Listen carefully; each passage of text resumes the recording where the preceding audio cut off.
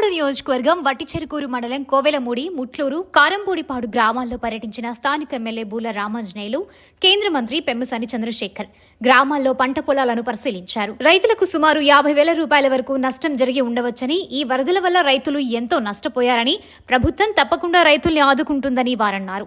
ముట్లూరు గ్రామంలో మురికి కాలువలు నీరు పోకుండా కాలువను పూడ్చివేశారని, రహదారికి అడ్డంకు కలిగిస్తున్నారని ఎమ్మెల్యేకు ఎంపీ పెమ్మసాని చంద్రశేఖర్ కి గ్రామ నాయకులు ఫిర్యాదు చేశారు. మురికి నీరు పోయే విధంగా రహదారికి అడ్డు లేకుండా సమస్యను పరిష్కరిస్తామని ఆర్డీఓ శ్రీకర్తో మాట్లాడి తెలియజేశారు.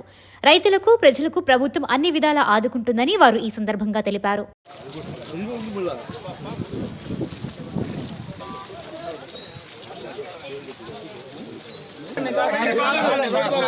సార్ 12 రోజులండి, మొత్తం 200 ఎకరం పైన ఉంటుంది.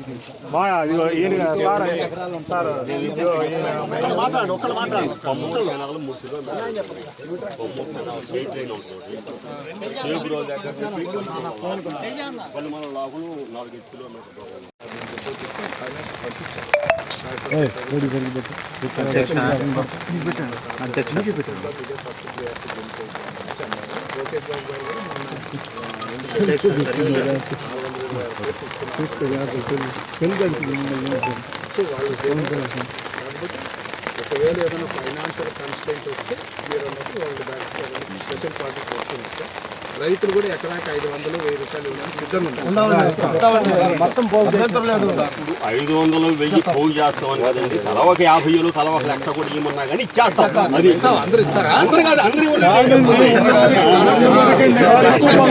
వసూలు చేయడం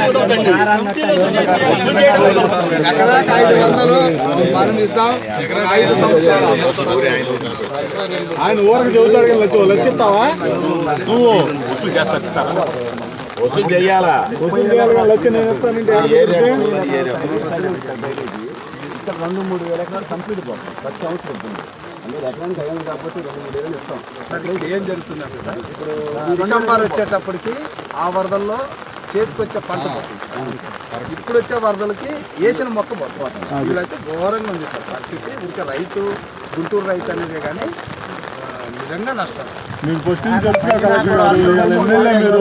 కలెక్టర్ గా తెలుసు. ప్రతి సంవత్సరం